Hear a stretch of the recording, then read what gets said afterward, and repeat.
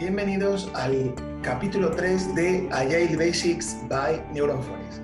En el capítulo de hoy vamos a trabajar el Scrum Team, el equipo Scrum, que es donde ocurre toda la magia y donde las personas son capaces de entregar valor. Pero antes de explicar lo que hace un equipo Scrum, vamos a repasar rápidamente lo que hace, cómo funciona Scrum in a nutshell, ¿vale? Vamos a empezar de nuevo. Buenas a todos, bienvenidos a Agile Basics by Neuron Forest. En el capítulo de hoy, el número 3, repasaremos el Scrum Team. ¿Qué es lo que hace un equipo Scrum? ¿Para qué se utiliza? ¿Y qué características principalmente tiene? Pero antes de empezar a explicar lo que hace un equipo Scrum, vamos a explicar cómo funciona Scrum de nuevo. Porque en la última versión añadieron el Scrum in a nutshell, es decir, un pequeño resumen de la esencia de Scrum. Y para ello, ¿vale?, utilizamos la siguiente imagen.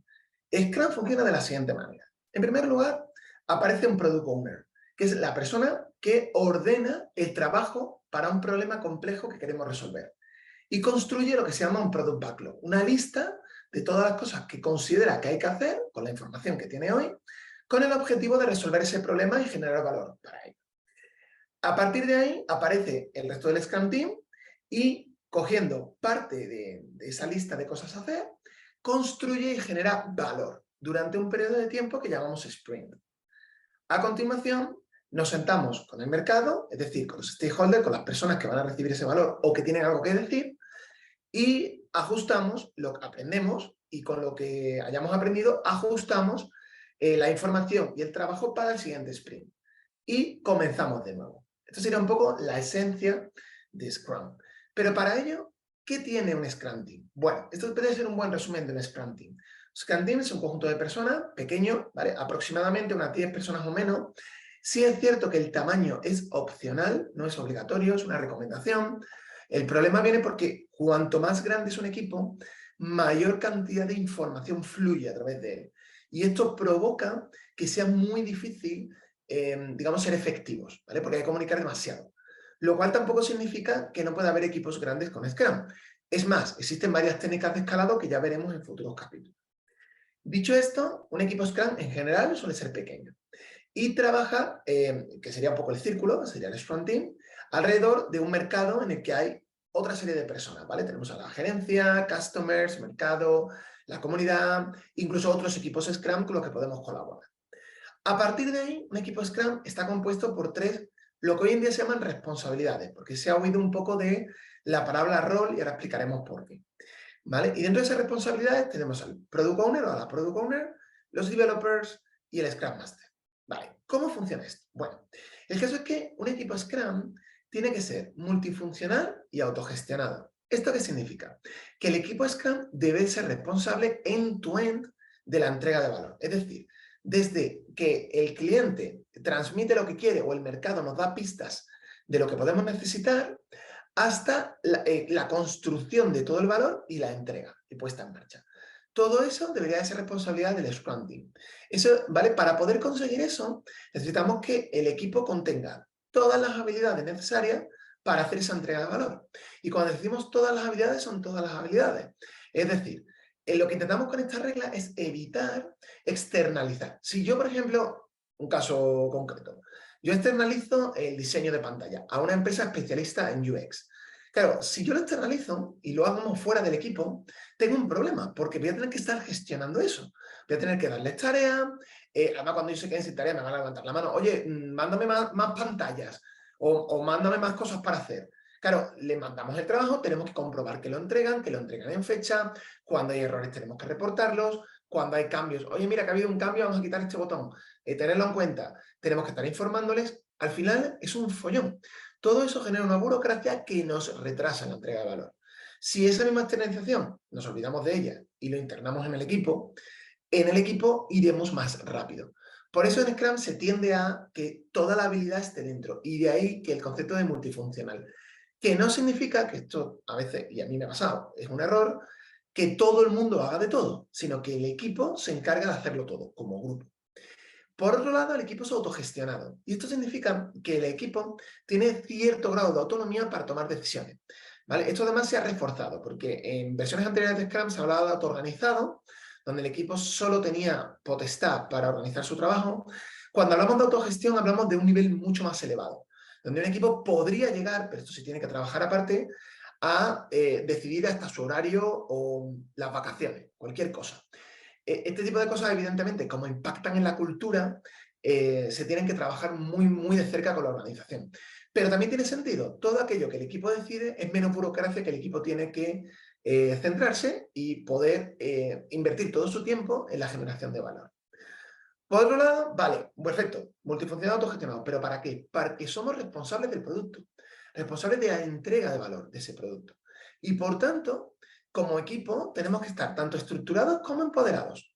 Es decir, la organización nos tiene que dejar cierto espacio para esa autonomía y poder tomar nuestras propias decisiones. Y después, la organización, nuestra empresa, nos pedirá resultados, ¿vale? Y de ahí que nuestro objetivo como Scrum Team sea crear incremento valioso y útil en cada sprint, en cada iteración que trabajamos, ¿vale? Son un poco las características generales del Scrum Team. Por dentro hemos dicho que hay varias responsabilidades, ¿vale? De hecho, evitamos la palabra rol porque no nos gusta que la gente se ponga etiquetas. Al final, una etiqueta es un impedimento. No queremos gente con etiquetas dentro del equipo, ¿vale? De hecho, ¿cómo funciona? Bueno, el Product Owner o la Product Owner es la figura que se responsabiliza de maximizar valor. Y para ello utiliza un elemento que se llama el Product Backlog, que es una lista ordenada de todo lo que queremos hacer. Es clave que este owner esté muy cerca del mercado y muy cerca del resto del equipo. ¿Por qué? Porque por un lado tiene que entender cómo está el mercado y cómo podemos marcar la diferencia, ¿vale? Porque al final el mercado te puede decir lo que quiere, a veces no, te puede decir quiero esto, pero tú lo estudias y dices, no, esto es lo que tú me estás diciendo, pero te voy a dar esto otro que va a resolver tu problema. Esto es muy típico cuando vas al médico, ¿no? Me duele la espalda, dame un ibuprofeno. No, espera. Que tu problema es otro, es que tienes una hernia, es que esto hay que operarlo. O sea, esto no tiene nada que ver con el ibuprofeno, ¿vale? Entonces, mucho cuidado porque el cliente te puede decir lo que quiere, pero tú como owner tienes que marcar la diferencia. En segundo lugar, tenemos a los developers. Los developers son cualquier persona que construye producto, no necesariamente alguien que programa, porque tú puedes aplicar Scrum en un entorno no software. De hecho, a mí no me gusta mucho la palabra developer, pero bueno. Entonces, al final cualquier persona que construye producto, incluido puede ser el owner, el product owner, si lo hace.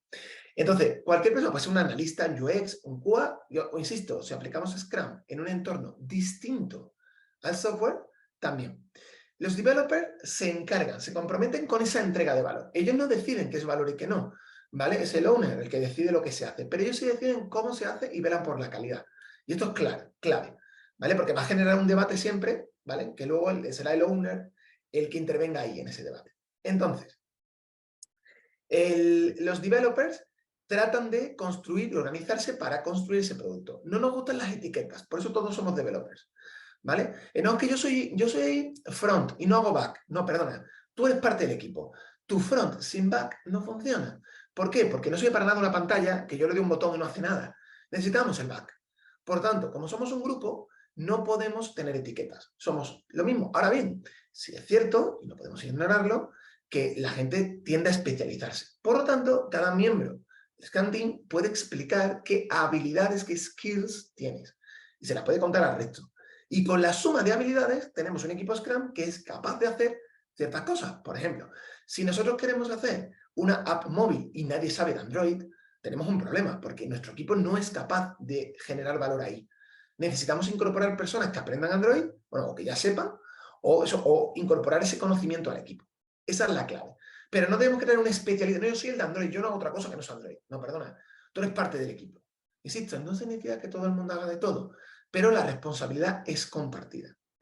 Y por último tenemos al Scrum Master, que siempre se le da mucha importancia y realmente no debería tener tanta. Hoy en día se dice que un Scrum Master es un true leader, un verdadero líder, cuya función es conseguir que todo el equipo Scrum funcione y se centre en entregar valor. Y para ello hace tres cosas. Por un lado, ayuda, acompaña al Product Owner a hacer su trabajo, ¿vale? A definir valor, a explicar a cómo hacer, por ejemplo, una planificación en modo empírico, a cómo definir ese valor, a cómo centrarse. Acompaña al resto del Scrum Team, sobre todo developers, para esa autogestión, porque la autogestión es muy bonita, pero luego cuesta mucho, porque si alguien no está haciendo bien su trabajo, ¿cómo conseguimos que el grupo consiga que esa persona se dé cuenta de que no está trabajando bien? Entonces, suena muy bonito, pero es muy difícil. Y esa es la labor del Scrum Master. Y por último, como vemos en la imagen, un equipo Scrum no está aislado, está rodeado por un montón de personas que tienen stakeholders que de alguna manera están interesados en lo que está pasando ahí, por diferentes motivos. ¿Vale? Entonces, el Scrum Master va a trabajar con todo ese contexto que rodea al equipo para tratar de hacerlo evolucionar. Que esto es menos habitual porque muchos Scrum Masters no hacen esta labor, pero para mí es la más relevante, porque cuando cambias lo que está alrededor de un equipo, normalmente el equipo cambia su manera de funcionar. Por lo tanto, es esencial. Si yo tengo unos managers que me están preguntando la fecha, y no consigo cambiar esa cultura, decir, no, mira, déjate de fecha, vamos a entregar valor. Si yo a una fecha llego con menos cantidad, pero lo que entrego, el cliente paga por ello, pues a lo mejor eso es más éxito que llegar a una fecha corriendo con baja calidad. Y ese cambio cultural lo trabaja el Scrum Master. Dicho esto, aquí hemos hecho un repaso de todo el Scrum Team. Muchas gracias por el capítulo de hoy y nos veremos en el siguiente. ¡Hasta luego!